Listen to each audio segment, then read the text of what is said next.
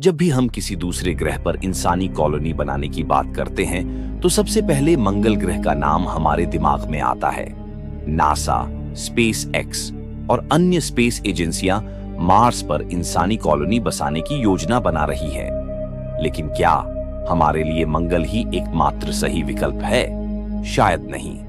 कई वैज्ञानिक मानते हैं कि शुक्र मंगल की तुलना में इंसानों के लिए ज्यादा बेहतर ग्रह साबित हो सकता है। अगर आपने शुक्र ग्रह के बारे में सुना होगा तो आपको पता होगा कि वहां की सतह पर रहना लगभग नामुमकिन है। यहाँ का तापमान 475 डिग्री सेल्सियस तक पहुंच जाता है।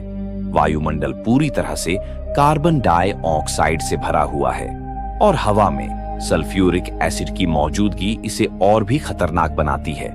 तो फिर सवाल उठता है कि अगर शुक्र इतना खतरनाक है तो इसे मंगल से बेहतर विकल्प कैसे माना जा सकता है?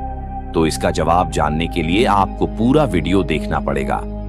वैज्ञानिकों के अनुसार शुक्र ग्रह के बादलों में इंसानों के रहने लायक परिस्थितियां मौजूद हैं और शुक्र ग्रह पर कई ऐसी खास चीजें मौजूद हैं जो इसे मंगल ग्रह से बेहतर बनाता है। तो वो क्या चीजें हैं शुक्र पर इंसानों को बसने में मदद कर सकते हैं? आइए विस्तार से जानने की कोशिश करते हैं। वेनस का ऊपरी वायुमंडल। अगर हमें शुक्र पर रहना है तो हमें उसकी सतह पर नहीं बल्कि इसकी सतह से 50 से 60 किलोमीटर ऊपर रहना होगा, जहां पर तापमान 20 से 30 डिग्री सेल्सियस के बीच रहता है। यह तापमान बिल्कुल धरती के समान है। यहाँ का वायुमंडलीय दबाव भी पृथ्वी जैसा ही है, जिससे इंसानों को भारी भरकम स्पेस सूट पहनने की जरूरत नहीं पड़ेगी। शुक्र का घना वातावरण सौर विकिरण को अवशोषित करता है, जिससे इंसान ज्यादा सुरक्षित रह सकते हैं। इसका मतलब ये हुआ कि अगर हम शुक्र की सतह पर नहीं बल्कि उसके ऊपरी वायुमंडल में फ्लोटिंग सिटीज बनाए तो वहां इंसानों के लिए रहना काफी आसान हो सकता है। मंगल बनाम शुक्र, कौन बेहतर है? अगर हम मंगल और शुक्र की तुलना करें तो हम पाते हैं कि दोनों ग्रहों के अपने अपने फायदे और नुकसान हैं। आइए इन्हें विस्तार से समझते हैं। पहले अगर बात करें मंगल ग्रह की तो यह बेहद ठंडा है। मंगल पर औसत तापमान -63 डिग्री सेल्सियस है, जो अंटार्कटिका से भी ज्यादा ठंडा है। पतला वायुमंडल, मंगल की हवा का घनत्व पृथ्वी के 1% जितनी है, जिससे वहां सांस लेना असंभव है। खतरनाक रेडिएशन, मंगल का वातावरण बहुत पतला होने के कारण वहां घातक सौर विकिरण सीधे सतह तक पहुंचता है। कम गुरुत्वाकर्षण, मंगल पर गुरुत्वाकर्षण पृथ्वी का सिर्फ 38% ही है, जिससे यहाँ रहने से इंसानों की हड्डियां और मांसपेशियां कमजोर पड़ सकती हैं। अगर बात करें शुक्र की तो सतह से 50 किलोमीटर ऊपर का तापमान और वायुमंडलीय दबाव पृथ्वी जैसा ही है।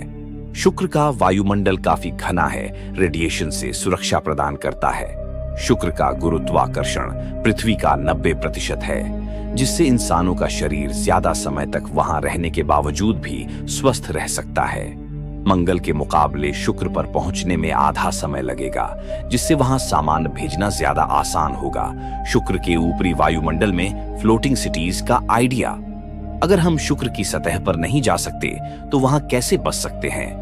इसका जवाब है HAVOC, यानी high altitude Venus operational concept. HAVOC mission क्या है? यह नासा का एक प्रस्तावित मिशन है जिसमें शुक्र के ऊपरी वायुमंडल में फ्लोटिंग कॉलोनियां बनाने की योजना है। शुक्र के वायुमंडल में हीलियम और हाइड्रोजन से भरे एयरशिप्स तैर सकते हैं, जिनमें इंसानों के रहने की सुविधा मौजूद होगी।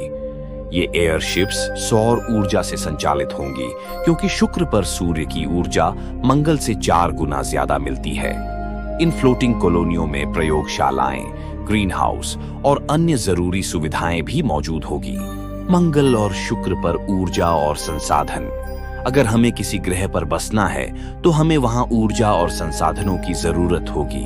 मंगल पर सौर ऊर्जा बहुत कम मिलती है, क्योंकि यह पृथ्वी से 1.5 गुना दूर है। वहां धूल भरी आंधियां सौर पैनलों को ढक सकती है, जिससे बिजली उत्पादन रुक जाएगा। न्यूक्लियर पावर एक बढ़िया विकल्प हो सकता है, लेकिन यह महंगा और जटिल होगा। शुक्र पर ऊर्जा की उपलब्धता। शुक्र पर सौर ऊर्जा 4 गुना ज्यादा मिलती है। चेवॉक जैसी फ्लोटिंग कॉलोनियों को 100% सौर ऊर्जा से संचालित किया जा सकता है। शुक्र के वायुमंडल में कार्बन डाइऑक्साइड की अधिकता है, जिससे हम ऑक्सीजन और ईंधन बना सकते हैं। पृथ्वी से मंगल और शुक्र की दूरी, कौन सा ग्रह ज्यादा किफायती है?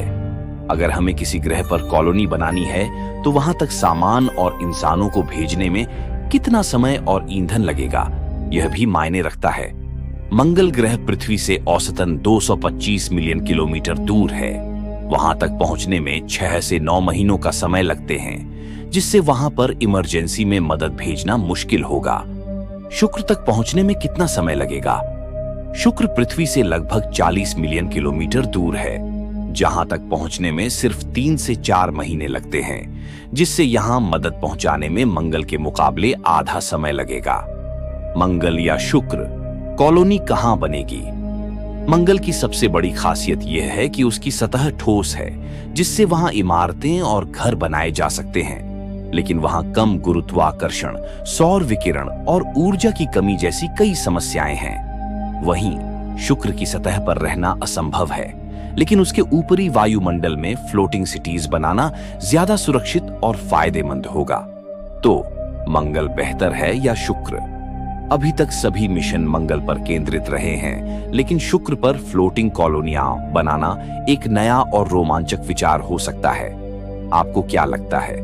क्या हमें मंगल पर कॉलोनी बनानी चाहिए या शुक्र के ऊपरी वायुमंडल में तैरती हुई सिटीज का निर्माण करना चाहिए? कमेंट में अपनी राय जरूर बताइए।